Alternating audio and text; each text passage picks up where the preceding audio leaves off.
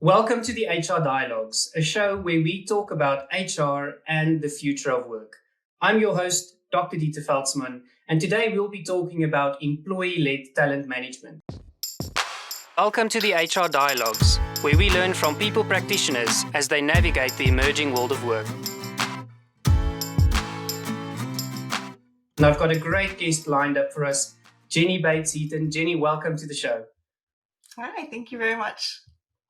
Jenny, what brings you to the HR Dialogue? I'm excited to talk about employee-led talent management. And I'm coming to you with this after almost 3 decades of work in organization development. So my career kind of started in the consulting vein with HR consulting, and then the last 2/3 have been all organization development work. My last role being head of organization development for a Fortune 500 company. Really gave me a lot of perspective in the talent management space most recently, and the ways that we could really improve our focus on autonomous kind of delivery to the employee and where they can step in more in talent management. I just started my own business last July in Bates Leadership, which pulling in a lot of these same concepts. So my heart's really in this space, and I'm excited to talk about it today. Absolutely wonderful, and we are very lucky to have you. Jenny, what got you into HR and leadership and organizational development? What is it that makes your eyes light up? I've always been a huge study of motivation. Why do people do what they do? There's so many childhood stories I think we can pull on for why we've made the decisions we have, but I was the youngest of 3 children and always the catalyst at the dinner table asking the hard questions. That's always been my space.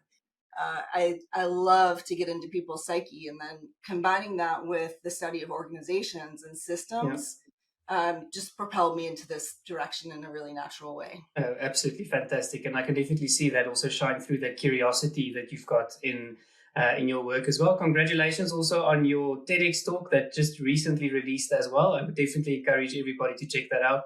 We will share that in the notes as well.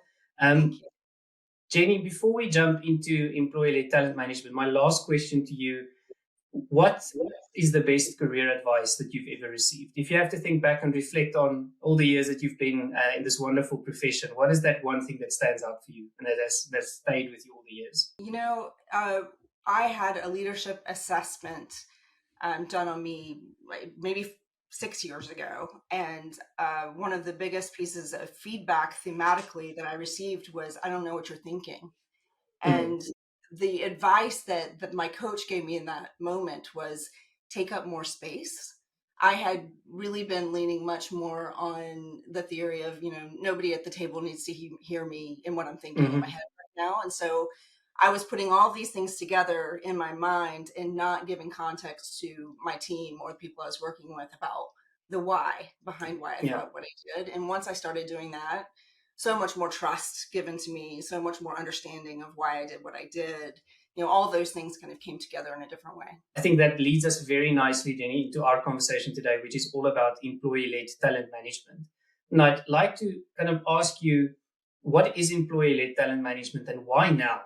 Why is it a topic that we should be paying attention to now? Yeah.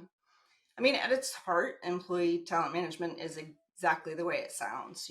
This is an opportunity for employees to be able to say, this is my aspiration, these are my experiences, this is what I love to do, this is what I hate to do, and have that fed into our system in a way that's much more present and holds the employee's voice and their preferences at the forefront. One of the key things that's always stood out for me whenever you're involved in talent management conversations is I think that missing link between what the employee actually wants to do, because I think very often we focus on what the organizational view is on what is the opportunity, who's ready to move, those types of components, and actually neglecting the employee voice. Do you think it's becoming a lot more important to take this type of approach? Because I'm going to play devil's advocate here, and if I'm an organization, what is in it for me to kind of take this different approach? Yeah. So I think, it's been maybe 40 years since self-determination theory came out, where, there's a lot of research behind if an employee has more autonomy about what they're going to do, more of a voice in their career direction trajectory, they're much more inclined to be motivated. They're much more inclined to want to do the work. They're going to be much more invested in their career. So that's a given. It's just an interesting study, again, to the systems and motivation and how this has come out, because companies on the whole aren't offering this to employees in the way that they can and should be. And so it's just fascinating. You had asked me why now. Self-determination theory came out, and then I think Gen Z also played a huge kind of next step in this process of saying, hey, I'm actually wanting more information. I want a leader who's going to give me more, who's going to involve me more in the process, ask for feedback all the time. How did I do on that? It's a constant thing, where that may not have been the case for people from my generation or others. And so at that moment in time, maybe 8 to 10 years ago, at that point, I was screaming from the rafters, please, let's give employees more of a voice. And it still wasn't happening. So there was still something in the system that wasn't working out. I would argue power dynamics and technology being the two biggest power plays. AI has now brought us to a new place where we are thinking about this differently, almost being forced to think about it differently, because our old systems will no longer work. And so all of this has converged. It's almost a perfect storm of things happening where companies are no longer given the option of whether or not they want to take this direction. It's almost inevitable. Yeah, and I think you're right. I think the kind of shift in the psychological contract has set the tone, I think, for a very different relationship between employers and employees in general, with a lot of what you are mentioning and saying there. I think we can also see the last couple of years, the pendulum has definitely swung in terms of the power relationship. I think there is a lot more power and choice and autonomy in the hands of employees today. And I think people are also much more willing to exercise that power if they're in an organization where things are not quite going the way they want to kind of shift around, make a different decision to move around if they're not necessarily seeing what the future for them looks like there, from a career development point of view. And I love the fact that you call out, because I found in my career, the challenge was always how to do these things at scale, because I think in principle, everybody immediately agrees that that's the right thing to do. And then you ask the question, but how do I do that for 100,000 people? And through the technology that we have today, I think that's become much more accessible, to be able to get there. Jenny, I want to challenge you a little bit, because, if I'm sitting and listening to this as an HR leader, how do you make me believe that this is not just a sexy rebrand of traditional talent management, but that there's really a principle shift when we start saying employee-led talent management? Yeah, I would argue that employees have never really been given the opportunity to put their voice in the system.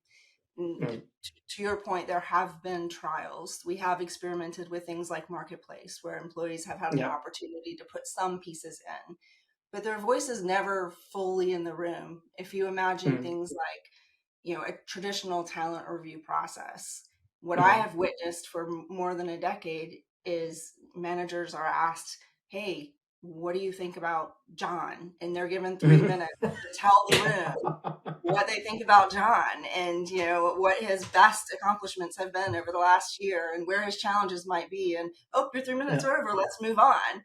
And by the way, did you validate that with John? Probably not. You're probably off the whim of your pants, because you're just kind of coming into the room at the last minute. I mean, I've seen it play out many, many times, and I think we try our hardest to have great coaching conversations and come in with the right information. But that data is very, very flawed and very rarely accurately represents employees. You're spot on, right? I think it becomes subjective, and I think there's nuance and context that you can never bring into, those talent review conversations. I think there's also so much other power plays. I mean, talent auditing is one of my favorite subjects to try to poke a hole in, because I think it really happens in organizations where we think talent is, accessible to everybody, but it's not. And your other point, I sometimes smile whenever in exit interviews you get this feedback that somebody said, but you know what, you were on the succession plan for us to go in that direction. And either one, they say, well, I didn't know that. Or two, that's definitely not something I want to ever do, which I think shows this disconnect. And very often, like with a lot of other people practices, I think in the past, the success criteria has kind of been hinged to the quality of the manager that you have directly, and then in that context, the broader culture. So how does this help us a little bit to move beyond that? Because ultimately, I think, and we can talk about that for days as well, how the managerial roles are starting to shift and what's the future of management. But there is a moment, I think, around redefining just what that means and what that relationship looks like. So Do you think this is a little bit about bypassing them? Do you think it's about enabling managers more in these processes? What would be your view? Managers will have to shift their role entirely from a perspective of how they engage with employees. But I want to back up for 1 second on what you were talking about with how this all kind of comes together and why the manager will be moving out of this primary role. If you take the example you were just talking about with succession planning, that is something that in the future, employees will be they'll first receive from AI. These are all of the opportunities that could match your skill set. And by the way, you could be in one function and there's actually another function that has a tiny little role that it also matches that you never would have known about, right? So you have all of these as possibilities. Check, check, check. You fill out the ones that you're interested in some capacity, even if it's a little bit. As things come up in the system, they will continuously be notified of those. So right there, managers no longer responsible for the development plan and tapping someone on the shoulder to say this opportunity is available because the employee will already know. And so in that same process, the employee is going to get feedback from all of their peers and all 360, actually, people, who they work for and people who work for them and at the peer level. So the manager also no longer has this need to collect all the feedback and come for a very specific meeting to tell you what they've learned and kind of anoint you with this, none of that is going to happen anymore. And so managers do need to think about how can I approach this differently? And I'm I really hate the word manager to begin with. I feel like it needs to evolve into more of a coaching role anyway, and that's what they're intended to do. Manager, I find to be pretty cringy, the word in itself.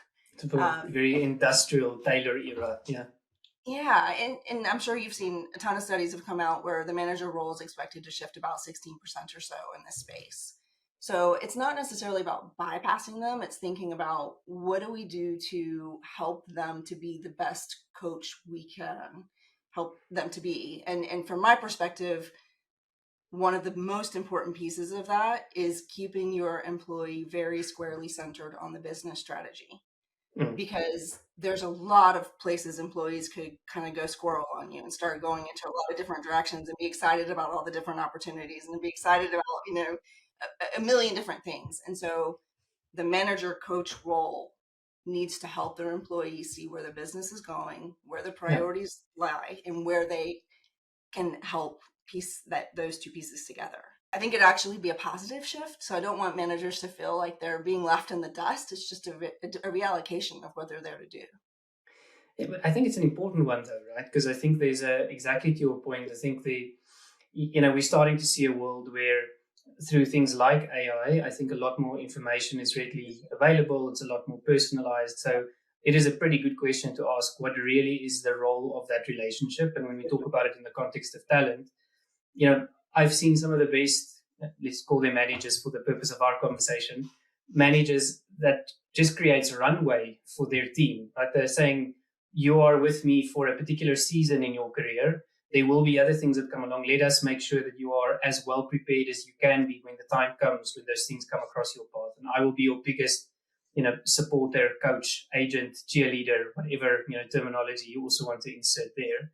But I think that is a very different mindset as opposed to a manager managing work versus a manager as a coach kind of developing people to be ready. But a lot of that information now sits with the individuals. Because you're absolutely right. I think it's amazing these days. And we ran an experiment a while ago. We built a career map specifically for HR professionals.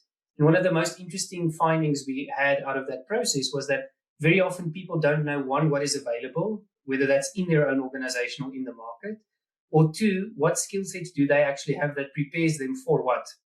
Because you only dream as big as what you can see in your own organization. And I think that's super interesting, especially in a field like HR, where 92% of people don't start in HR, they start elsewhere, which means that we have a very limited view sometimes of the full spectrum of work that actually happens within HR. So I think managers will love it, but we need to sell it to them, right? Yes. And what you're bringing up too, and I'm guilty of this, I consider myself to be a great manager that pays attention and listens and helps people along the way. But I would say 100% of the time, I have only worked with employees in the capacity that they have given me in the number of years I've worked with them. So I've not taken the time to go back and say, what did you do 10 years ago that might be applicable? And Fair. neither should I do that, right? I mean, so this is the best opportunity for employees to be able to know that AI has their back in a way, that it's going to be able to pull these things and go, actually, there's a connection here that your manager may not see, your peers may not see, you may not even be thinking about, but maybe this is something you should consider. And I could even see a world in the longer term. I mean, that it goes beyond the boundaries or confines even of one organization, right? We almost have your personal career agent that helps you in the broader marketplace as well. I think it's great if it starts, and I think organizations can definitely invest in that. I'm still a firm believer that you can build a great career within one organization if you know how to shift and move around. I do think, to your point, it is going to require a little bit of a different competency set for managers. I think we're going to have to help managers to understand and look at the data, as you've kind of mentioned that as well, but also to guide employees to know what decision sits with them, because the old mantra, individual development is your problem. I think that's even more true today. However, how to get there is going to be slightly different, because I think there is, however, a role still for both to play. Mm-hmm. Yeah. So when you think about the information that the employee needs to provide versus what the company needs to provide, and kind of where this is going to come together. So employees really only need to put in their aspirations and their experiences, their strengths, their challenges from their perspective, what they want to be working on. There's kind of a minimal set of information that they need to put in. Companies need to be able to put in their business priorities, their competencies, and their values that should already be in there, right? That's kind of a given, a DNA of the organization already in. So when that stuff comes together, then the full kind of spectrum of talent management information that's needed will be there. It's just interesting with the employee data set that's required, because when we think about high performers and how involved they are in their own career development, it's a powerful force, and those are the people who are activating their own career, who are asking for the next opportunity, who are ready to go to the next step and working with many people in their network to get there. They're the ones that tend to be in that top 15% that we're always talking about as far as being the high performers in the organization.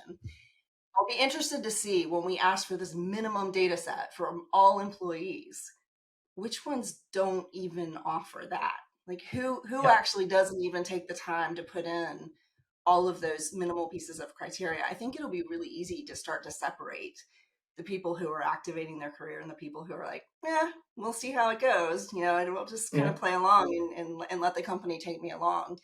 The company's not going to take them along unless they're willing to put in some information. To your point, and I think it's also going to, lead towards a direction where, and I mean, let's be honest, right? It's usually HR running around trying to get the information, forcing employees to insert certain things into a system so that we can take a report for the 5-minute conversation about the talent review. I think what will be really interesting, and I think that also highlights the power dynamic, but also the accountability of this process, is around the fact, exactly your point. There's consequences if you don't participate as an employee. If we don't have the information, we can't give you a recommendation, link you to opportunities in the organization, tell you where you might be a good fit. And if you do not do that initial investment and keep it up to date, then there's the consequence that you are not considered, recommended, chosen, whatever else. Because I think that's a really important one, because it shifts the mindset from the organization has to provide a career for me and a career path versus I have to provide the information so that the environment can actually respond. Your point you made earlier, which I think is crucially important in the context of what the business wants to achieve.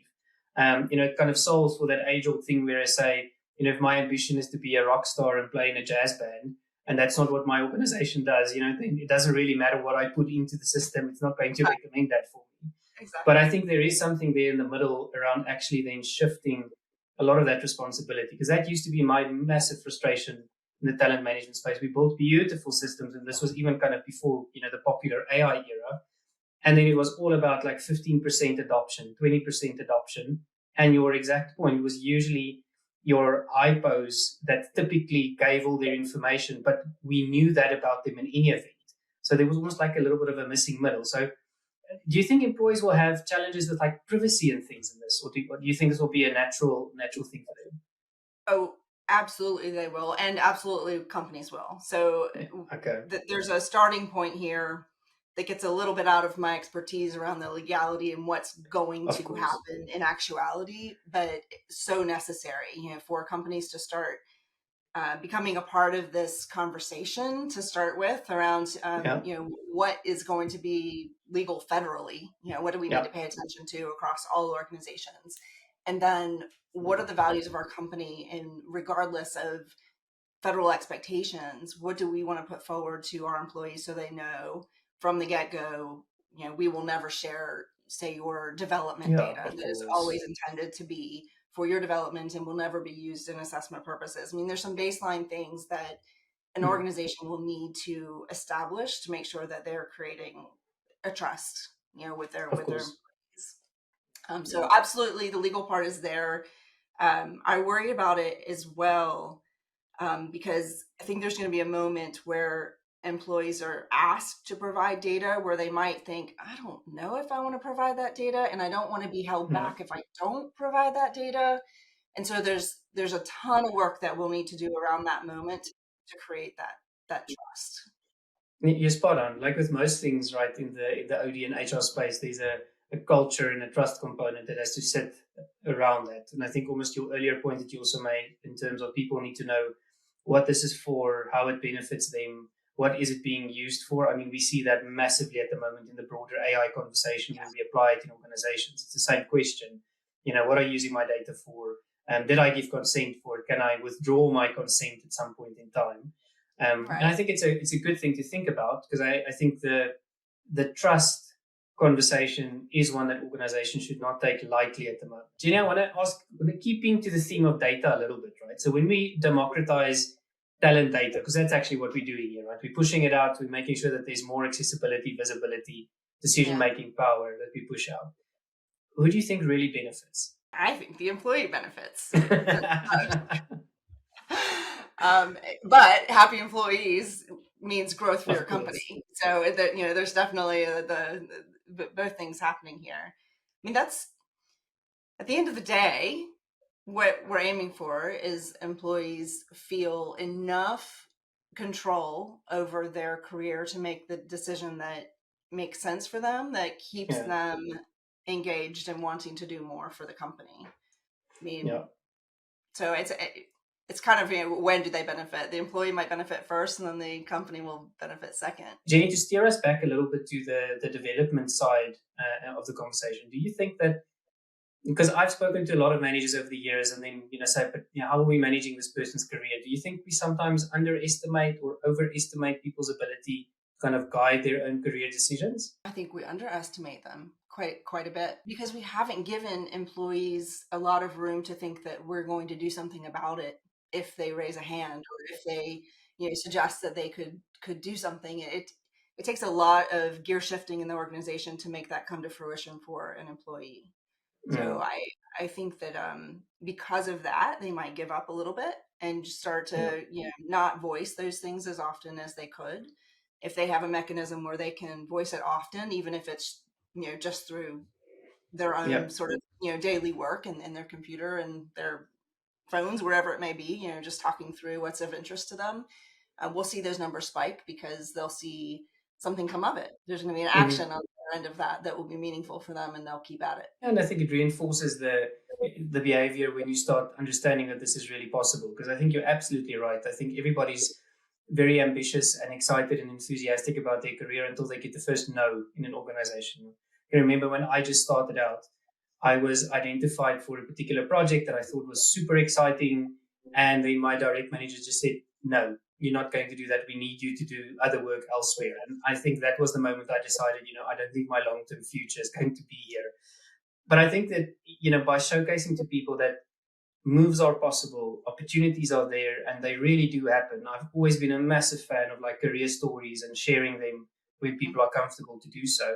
I think that does encourage that culture a little bit more, that, but we do encourage mobility. There's actually some real proof points pertaining to this. It's not just something that we put down in terms of the employer brand. And I think that has to create the conditions, if I can almost call it, for these things to actually then start playing. Because I think employee-led talent development, and I mean, I've been grilling you on this one, but I actually agree with you full-heartedly that I definitely think that's the way organizations need to go. I think that has to happen, though, in us preparing the conditions for it to happen in the organization. Otherwise, it's always going to fight against the prevalent culture or the leadership philosophies that we have, etc. Yeah, preparing conditions, there are a couple of key pieces that we need to be thinking about in order to make it to come alive. You had spoken earlier about the change management included and involved. There's a massive power shift that will need to take place to be able to hand so much of this. You're not hand it over, but just to let employees lead this. You think about that manager who's worked, their way up, and they're finally in that circle of trust, with the executive team, and they're no longer asked to be the steward for this person in the same way that they may have been before. And that's meaningful. When I talk to leaders today about what is most meaningful, I would say 90% of the time they say, I mentored someone else, or I gave someone else knowledge, or whatever I did to help that person is the meaningful part of their role. And so we really need to emphasize, how can you still be that meaningful coach? Because I also think, and it's been interesting for me whenever we speak to people in the later stage of their careers and we ask them this question around, what has been meaningful to you? Most of them will say something like, it's the people I developed. I can still remember one of my mentors once told me, and she was a CHRO at the time, that her biggest achievement was that 4 people that she mentored are now also in similar type of roles, right, or achieved their ambition over time. Saying nothing about I know this sounds like a very odd thing to say, but nothing about like the business performance and the highlights and the major milestones that we had. So I think there's a difference between showcasing to managers that in this type of world you can be a meaningful contributor and you can have a real impact on the human beings that you engage and interact with, versus just the outcome piece. Jenny, from my side, a couple of things that's really stood out for me in our conversation. I think the first one is that employee-led talent management is not just a buzzword. It's really a fundamental shift that we've actually been seeing over a whole number of years, but it's coming to fruition now that the conditions and the technologies that we have and the power dynamics in organizations is kind of giving it a bigger chance than what it did ever before. Love the fact that we spoke about that. It really changes then the manager's role in terms of the manager as a coach and what they are responsible for and how they contribute towards the employee's journey. Loved our view on what is the role of your personal AI bot, whether that's like in a system, whether that's next to you, whether that's whatever the next iteration is going to look like, and how that actually improves and democratizes talent data so that we can make better decisions both at an individual level, but also feeding a very, very different type of talent philosophy and talent approach within organizations. Jenny, loved hearing from you, and thank you very, very much for joining us on the HR Dialogues. Where can people follow you and find out more about you and your business? BatesLeadership.com is my website. That's probably the best avenue, but you can always go and find me on LinkedIn as well. Perfect. Jenny, thank you so much for everybody dialing in for this episode of the HR Dialogues. Loved having you with us, and we will see you soon. Goodbye.